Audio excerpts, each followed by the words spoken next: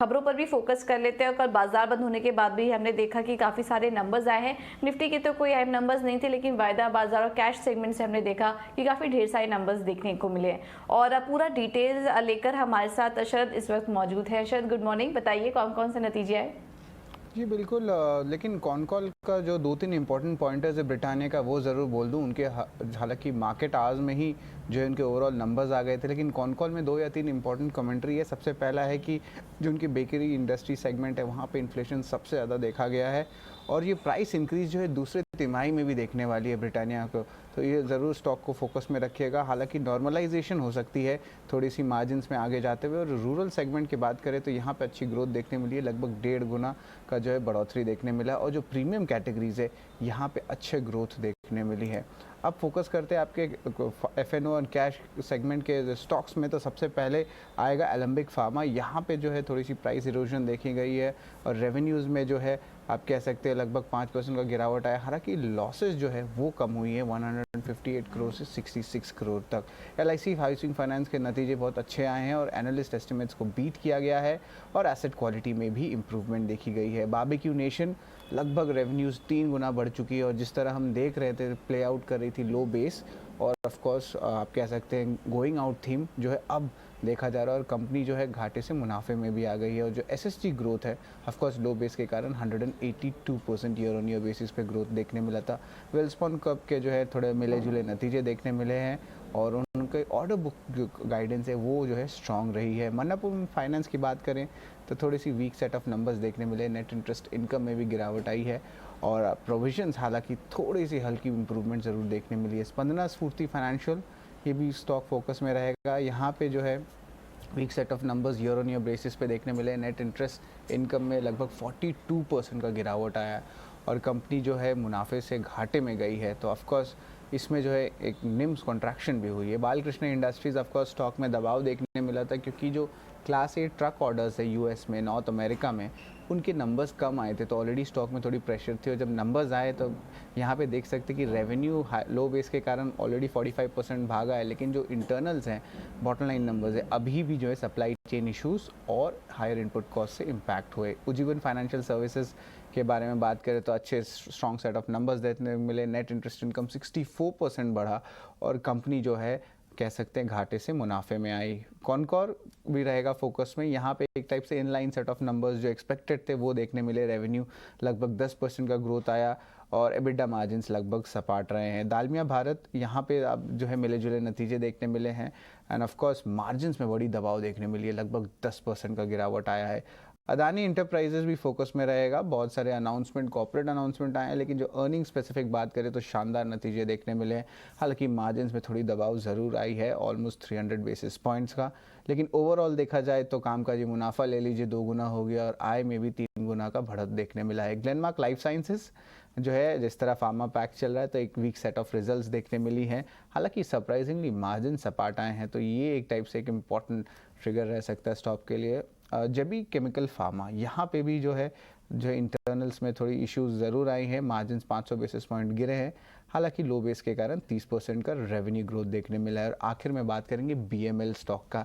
यहाँ पे जो है रेवेन्यू लगभग 43% का ग्रोथ आया है, और अच्छे सेट ऑफ नंबर्स देखने मिले। हालांकि लॉसेस भी थोड़े नैरो डाउन हुए हैं। लास्ट क्वार्टर में 94 करोड़ का लॉसेस था, अब जो है 82 करोड़ का लॉसेस देखा गया है। तो ये ओवरऑल देख सकते हैं स्टॉक स्पेसिफिक मूवमेंट, और कुछ सेक्टर स्पेसिफिक मूवमेंट, जैसे कि फार्मा स्टॉक्स, तो उनके नतीजे थोड़े वीक साइड में आए हैं, लेकिन थोड़े मिले जुले नतीजे आपको फाइनेंशियल स्पेस में आज देखने मिलेंगे। ओके, तो मिले जुले नतीजे हैं फाइनेंशियल स्पेस में, और फार्मा से जो नंबर्स आ रहे हैं वो थोड़े कमज़ोर साइड पर देखने को मिल रहे हैं। शरद, इसके अलावा खबरों वाले शेयर्स आज के लिए कौन कौन से हैं? जी बिल्कुल, सबसे पहले सीडीएसएल फोकस में रहेगा। हालांकि स्टॉक में दबाव है, लेकिन एक इम्पॉर्टेंट बात यह है कि 7 करोड़ का डीमैट अकाउंट का आंकड़ा जो है CDSL ने क्रॉस कर गया है। और ऑफ कोर्स जब हमने डेटा चेक की तो देखा गया कि पिछले 3 साल में जो है लगभग 3 करोड़ से 4 करोड़ एक्स्ट्रा डीमैट अकाउंट्स आए हैं। तो आप सोच सकते हैं क्या ग्रोथ देखने मिली है पिछले 3 साल में। हालांकि स्टॉक में जो है मुनाफा वसूली और अभी लॉस ऑफ थोड़ी सी रिटेल पार्टिसिपेशन के कारण जो देखी गई थी, आप कह सकते हैं जुलाई के मंथ में, उसके कारण इम्पैक्ट में थोड़ी सी प्रेशर आई है स्टॉक में। हैप्पीएस्ट माइंडटेक में भी एक end to end security services start किया। अब ये हेल्थ केयर सेगमेंट के लिए, तो इसे फोकस में रखा गया। GMM फॉडलर रहेगा फोकस में। कंपनी यहाँ पे इंक्रीज करने वाली है स्टेक अपनी पेरेंट कंपनी में पूरी 100% की, तो लगभग 344 करोड़ रुपीस का पेमेंट होने वाला इक्विटी और शेयर्स के जरिए। रिलायंस इंडस्ट्रीज ने भी एक स्ट्रैटेजिक डील साइन की है।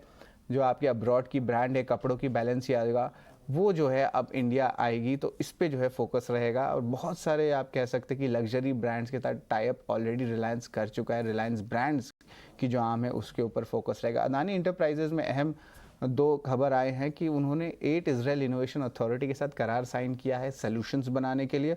और दूसरा बात, एक एक्विजिशन भी है उनका स्वर्णा टोलवे और almost 57% stake Gujarat road and infra में। तो ऑफ कोर्स मल्टीपल न्यूज़ आ रहे हैं आपके अदानी इंटरप्राइज से। अदानी पोर्ट्स में भी जो है एक न्यूज़ है, यहाँ पे उनका AD पोर्ट्स ग्रुप के साथ करार किया गया है। एक जॉइंट इंफ्रा इन्वेस्टमेंट करेंगे और ये करेंगे टांजानिया के देश में। टांजानिया आपके अफ्रीका का देश है, तो ऑफ कोर्स एक इम्पॉर्टेंट स्ट्रैटेजिक मूव देखा जा सकता है। वैरोक इंजीनियरिंग फोकस में रहेगा। यहाँ पे कंपनी जो है फंड्स जुटाने की कोशिश करेगी NCDs के द्वारा, जो नॉन कन्वर्टेबल डिबेंचर्स होती है। और 12 अगस्त को ये मीटिंग होने वाली है। कैनफिन होम्स भी रहेगा फोकस में। बोर्ड ने अप्रूवल दे दी कि QIP इशू होगी और लगभग 1000 करोड़ रुपए का फंड जुटाया जाएगा। अब ये डेट इंस्ट्रूमेंट्स का भी एक अप्रूवल आया कि लगभग 4000 करोड़ से जो है आप कह सकते हैं फंड्स की घटाया जाएगा। गेल बात करते हैं। यहाँ पे गेल ने कंफर्मेशन दे दी है कि अब जो है वो रैशन कर रहे हैं गैस की जो सप्लाई हो रही है, अब वो रैशनिंग कर रही है। और गैसप्रॉम यूनिट जो बाहर से आती है, वो जो रशिया की गैसप्रॉम है, वो जो है धीरे धीरे अपनी नेचुरल गैस सप्लाईज कम कर रही है। तो ऑफकोर्स गेल भी जो है वो कह रहे कि वो भी आगे रैशन करेंगे गैस पे। अब ये जो है long term LNG import deals के बारे में देखा जा रहा है। लेकिन इसका इम्पैक्ट मैं बता दूं, सिंपल है। आपका जो आप कह सकते हैं कि आपके फर्टिलाइजर स्टॉक्स है, जो इनके रॉ मटेरियल होते हैं नेचुरल गैस पे, उनके सबसे पहले डायरेक्ट इम्पैक्ट पड़ता है। और इसके कारण क्या होता है, प्राइसेस बढ़ जाते हैं फर्टिलाइजर मार्केट में। और उसके कारण आप देख सकते हैं पिछले 2 या 3 हफ्ते में फर्टिलाइजर स्टॉक्स में तेज़ी देखने मिल रही है। तो ये इसका कोरिलेशन है। DLF भी फोकस में रहेगा। वो अमल कर रहे हैं कि एक्शन ले कि वो बिड करे नई दिल्ली की एम्बियंस मॉल पे। तो एम्बियंस मॉल के जो ओनर्स हैं उन्होंने डिफ़ॉल्ट किया था पेमेंट के लिए। और DLF जो है लगभग कह सकते हैं 2900 करोड़ रुपीस का बिड कर सकती हैं। तो उनके ऑफकोर्स कमर्शियल एसेट्स में जो है ये ऐड ऑन हो जाएगा। तो इसकी क्या रेवेन्यू पोटेंशियल रहती है, क्या आगे जाते हुए कन्वर्जन होती है, तो ये एक इंपॉर्टेंट मैनेजमेंट कमेंट्री जो है पूछनी पड़ेगी DLF से। और आखिरी स्टॉक रहेगा डॉक्टर रेड्डीज लैब्स। यहाँ पे 2 कंपनियां इंटस फार्मा और डॉक्टर रेड्डीज लैब दोनों रेस में लगे हैं एथेनिक्स को अक्वायर करने में। अब ये डील जो है लगभग 1580 करोड़ से लेके 1980 करोड़ तक हो सकता है।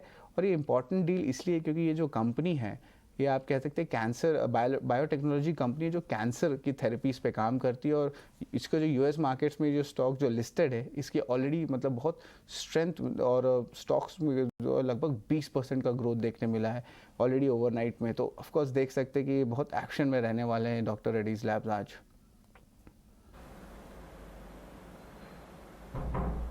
ओके, तो ये कुछ ढेर सारी खबरें भी हैं जिसकी कि मायने भी शरद हमें बता रहे थे। बहुत बहुत धन्यवाद आपका शरद, ये सारी जानकारी देने के लिए। तो ये तो थे नतीजे खबरों वाले शेयर्स। लेकिन अब रुक करते हैं आज के